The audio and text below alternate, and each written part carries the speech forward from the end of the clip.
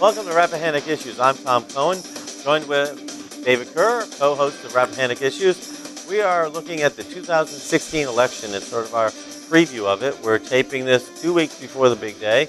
And so we're going to look at the state of play, what's going on, some of the things over the last couple of weeks, and then looking at some other issues, maybe even going past the election and the days ahead. So, David, what is your feel for the election as we are 2 weeks away? Well, there are two strands to my thinking, and a little bit of it is based on my talk with you just before the show. The first strand is that I see the polls nice and wide, the election all but over. I'm sort of buying the conventional wisdom that Donald Trump really doesn't have a chance, doesn't have a path to the presidency, that it's all over, stick a fork in him.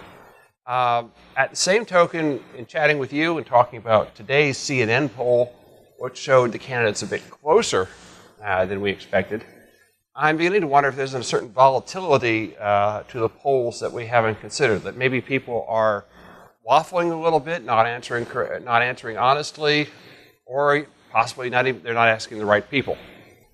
What's your take? Well, if we start with polls, there's a great amount of swaying back and forth. I mean, just today you have a ABC tracking poll that has Clinton up by 12 points, and then you have Independent Business Digest, which has been doing a tracking poll, and they have Trump up 1 point. So it's hard to envision how 13% of the population switches between morning and evening or between phone calls.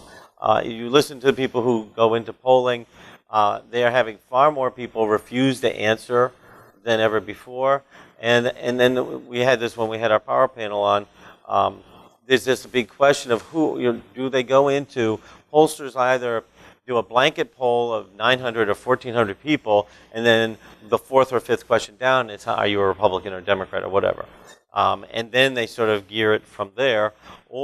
And if by chance out of their 900 people, 45% say they're one party, they might start peeling off people to get the more of the mix that is really realistic for the population.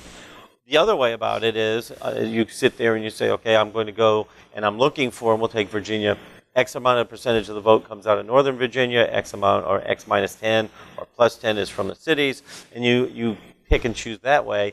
And that goes to you going in with a preconceived notion of we're expecting this type of turnout. Let me interrupt you, but is that what they call oversampling? Right, they can, right. And so there's that problem. Are they actually doing it correctly? And lastly, I'd say that more people than ever have cell phones. And they use a mathematical formula to figure out how they're going to adjust for that. But that really raises the question this year, especially since so many things are back and forth. Are they really doing it the correct way? And I don't have an answer. I just think that it's a legitimate question to ask as we are moving further into this high technology age. Well, what's surprising me about this election as well is where the Democrats are doing poorly. And actually, if you believe the conventional wisdom, they're not doing poorly in too many areas. Still, in the last 2 or 3 elections, Ohio has gotten for the Democrats, and now it's not by any means a Democratic certainty. In fact, some people have kind of said this is a given Republican region. Ohio is a very diverse state. It's not all one thing. They've got universities, they've got hospitals, they've got big industry, they've got high tech. Why is Ohio going bad on the Democrats? Well, and there have been different articles by people who have driven through Ohio and from one side to the other. Even in heavily Democratic areas such as Cleveland, there's just Trump signs everywhere. And they're tying it to, one, blue-collar voters. Trump has really touched a note with blue-collar voters who are seeing their blue-collar jobs either diminished or belittled by the other side. Next is coal. The Obama administration has had what is viewed by many coal workers as a war on coal. And so the coal miners and their families and the ancillary industries are very unhappy with that. And then fracking. Part of Ohio's good economy is due to fracking. And the Obama administration and Clinton have been critical of fracking. And so those three things sort of come together as a perfect storm in Ohio. But then that could lead to other states.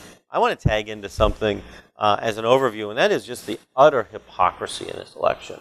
And it's on all sides. But Republicans who during the Clinton years said that Clinton's actions as governor, as president, disqualified him from being president, with Trumpers saying, well, it's okay, it's not a big deal. Democrats who said, well, it's not a big deal what you do in your personal life, it doesn't matter what, what your policies are, now are saying, well, what happens with Trump is a disqualifier for office. The media has just been massively hypocritical, and horribly so.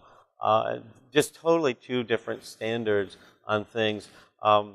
During the summer, there were all these protest, meetings and rallies of Trump where there were fights breaking out, and the media said, "Oh, it's those evil Trump people; they're horrible." And the Trump people said, "No, these are paid people who are instigating it from the Democratic side." We now have videos out there that the Democrats bragging that they are the ones that did this. Nothing on the media's part to say, "Yeah, we were wrong; we made a mistake." Big discussion. We've had it on the Power panel of how horrible it was that the Trump campaign, anybody in Trump himself, his campaign, anybody at Trump rally says anything mean or nasty to any religious group, ethnicity, or other group, and it just vilifies the entire campaign. Now we have emails that have come out where the Clinton campaign has said horrible things about evangelicals and Catholics, so a religious group, Puerto Ricans and African-American leaders, so there's ethnicity, all Southerners, and then really besmirch the Bernie Sanders people, and that gets very little press coverage. And it just seems to be really disappointing that the press has made a certain decision in this. Well, and it's curious, too. People talk about the mainstream media, and I'm not sure I believe there's a mainstream media. I think there are a lot of news outlets that tend to copy each other, and to quote Harry Truman, reporters are the laziest cusses he ever met. And so they'll copy a story from another outlet and another outlet. And I think that's what's happening in a lot of cases. It's too much work to go out and do the investigation, or the corporate interests that own them don't want them to. And so it's kind of a lazy media, actually on both sides, not willing to investigate either candidate. And it's much easier to follow with some shocking tape, or to just repeat the Lily Bush tape 60 times or 100 times, or how many thousands of times do you think that's going to show? Really, and as you said, it's easier to show the tape than it is to go through the thousands, hundreds of thousands, I think now, WikiLeaks documents that are coming out and the emails that come out, because that just takes a lot of time. But what doesn't take any time is for you to stay with us, come back after the break, and we will continue talking about the 2016 election.